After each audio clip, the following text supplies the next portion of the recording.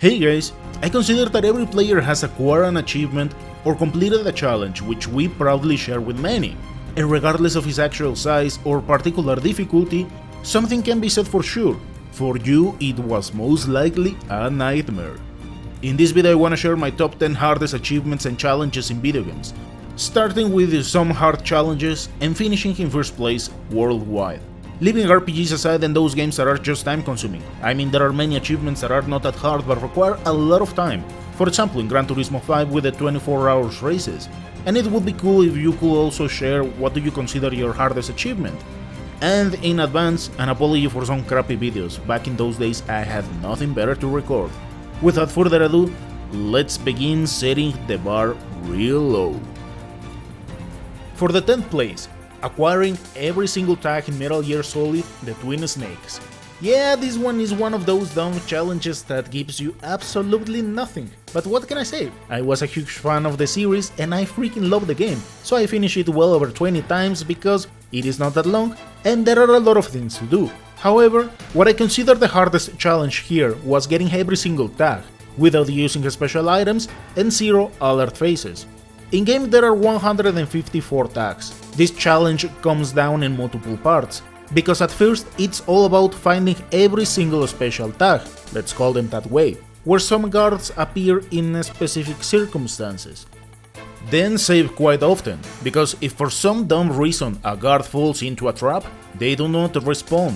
And finish the extreme mode, where the guards detect everything quite fast. Not impossible, but this is all about knowing the ins and outs of the game. For the 9th place, I wanna put Valor Grand Cross from Killzone 2. This achievement is acquired in online mode by reaching the top 1% after 1 week. The actual difficulty with this one was about getting as many kills as possible and of course being active the whole week. For a solo player there were a couple of ways to play around this complicated task. If I remember well, the easiest approach was about using saboteurs, as they were able to disguise as enemy units, being able to flank stupidly easy. Or with the scouts and their cloaking, where if you stayed still, you were pretty much invisible. Aside from that, it was a bit of a skill and practice. In the 8th place, I am not entirely sure which one is worse to get, if finishing most Contra games up to Contra 4, of course getting the true ending, or finishing Super Goals and Ghost. You can decide that part, but the one I remember quite well was Super Goals and Ghost. As many old school games, we could say that the first challenge is getting to know the stages. Where can you find the armors, places where enemies spawn, how to get the right weapon for the level, getting used to the obnoxious clunky control, and try as many times as you require. Old school approach, there's no workaround. Just to end up finding that once you finish it, you need to take a second round on a higher difficulty, where then again, you need to practice and memorize the whole mess. For the 7th place, Resident Evil 5 Platinum. Back when I still liked the series, I had a lot of fun here, actually getting the Platinum twice, once in an Xbox that had their damn red light, and another time in the PS3. Of course, getting the Platinum can be stupidly obnoxious if you wanna play with a computer, because the hardest thing to do is finishing the game on Professional, where every single hit turns into a game over as the NPC is slow as heck.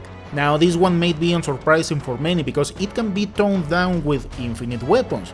That is the easiest way to get that trophy. However, in my case, and a long helping hand, we finished the game on Professional mode, starting a new game and using the normal equipment, acquiring weapons along the journey and dying countless times. To accomplish this, you need to have a deep understanding in the game, like where do they spawn, what enemies do you find, best ways to get as much money as possible, because you will need it, but also know how to beat enemies without spending too much ammo. For the 6th place, massive action game Platinum. This game was released by Zipper Interactive in January 2010 and sold with an interesting premise for the PS3, which was being able to play 256 players in one map. Of course, it was online exclusive. The hardest trophy to acquire was Eager Beaver, unlocked after getting 58 medals. On a surface level it sounds like not much, but oh my god, they went berserk with this one.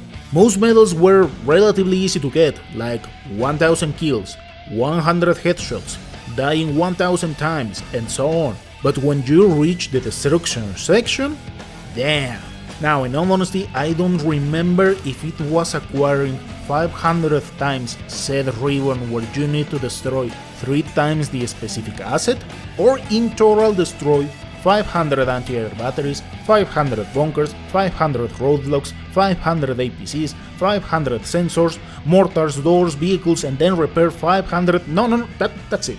The easiest way to get this trophy was way later, when the devs reduced those numbers to 200 or 100 each.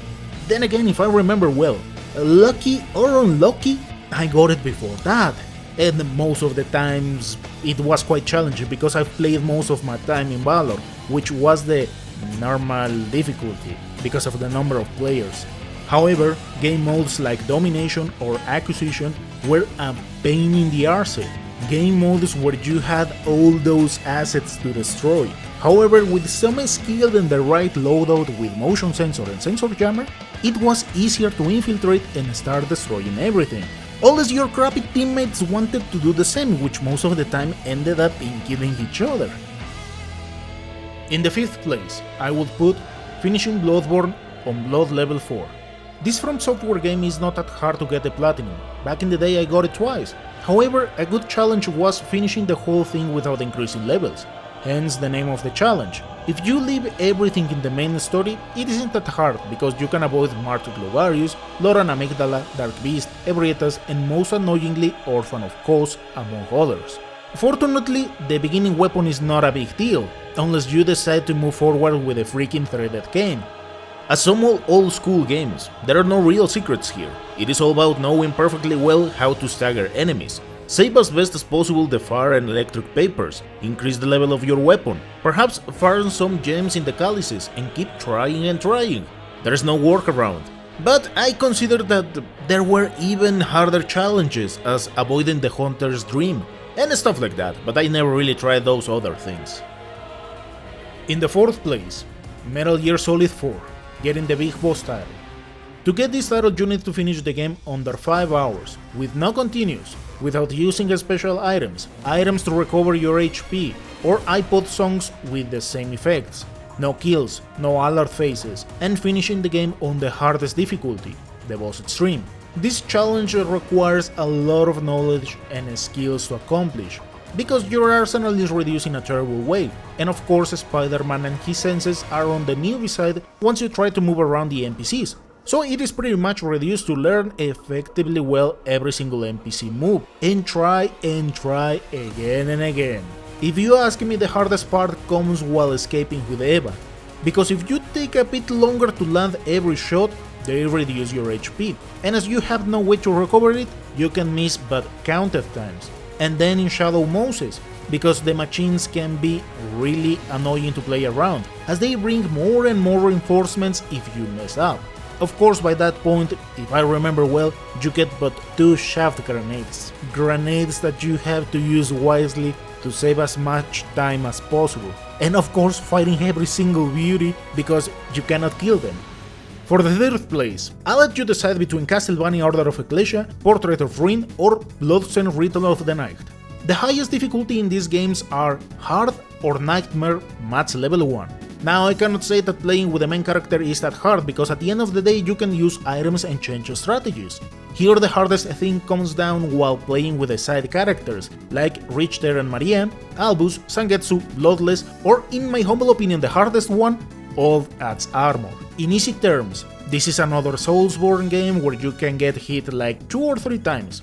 I place the Old Axe Armor a bit higher because playing with the Richter has a lot of advantages because of the Vampire Killer. Albus is able to move wherever you want by touching the lower screen. Sangetsu has some nasty attacks.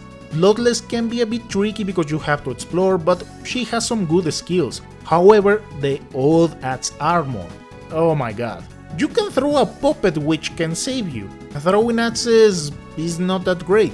His special move is pretty much a suicide attack for this difficulty, and his normal attack has almost no range, which turns the gameplay into a nightmare. And other bosses will kill you by contact, because you cannot really do much on that front. So yeah, that run is pure adrenaline. Also good luck while fighting Dracula in his second phase. In the second place, The Evil Within Platinum. This is considered as one of the hardest achievements because Akumo difficulty will test your patience and skills, but into a whole new level. Any damage is a game over. Enemies drop almost no green gel or ammunition, forcing you to be sneaky and turning the whole game into a mess. Bosses are relentless, and the average enemy will hear you as well as the freaking NPCs from Metal Gear Solid 4. Heck, I could even say that this is something like a good Resident Evil meets Metal Gear Solid. As some other entries in this list, there is no workaround. The best option was to sneak behind as many enemies as possible, upgrade your handgun and crossbow, that way you can land critical headshots, and use fireballs, which turn into the most efficient way to finish mobs.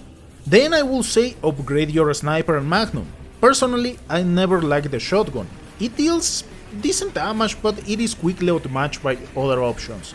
Sometimes it is worth the risk about throwing matches after you beat an enemy, because you can burn everything around that particular body. Freeze and flash bolts will be your best allies, as well as magnum bullets. Unfortunately, I don't have the photo with me, but I kinda remember finishing the chapter where Amalgam appears with something like 492 deaths or 692. It was a freaking lot. No wonder why few people have this achievement. After all of this, what could be up here in number 1? Perhaps the hardest thing I've done in a video game is get first place worldwide. Not once, twice, but 3 times. For this we need to go back to 2014. Back in those days I was really active on multiple action games or shooters, in this case Dust 514. There were 2 challenges that were named Destructive Data Mining, the Expert Challenge, and Sidearm Challenge. Don't worry, I'll share a bit of the emails as proof of this. But what was the catchy thing here? It was simple but damn hardcore, at least for the Expert Challenge. The highest number of kills in 3 days gets to name an officer weapon. There were 4 chances to get into this whole mess. The hardest part was that you had to be active as heck on those weekends, begin on Friday and end on Monday. Jump battle after battle without stopping, and hoping to get into good matches. Now here there was no real way to use friends as a backup plan because there were no private matches, so it was all about jumping into the fray and wreak havoc. The best plan I had was to create multiple fittings with as much diversity as possible. For example, fast moving assaults, sneaky scouts, use commandos with 2 combat rifles, other specific fittings with 2 SMGs, and turn the meme fast moving sentinel into a nightmare.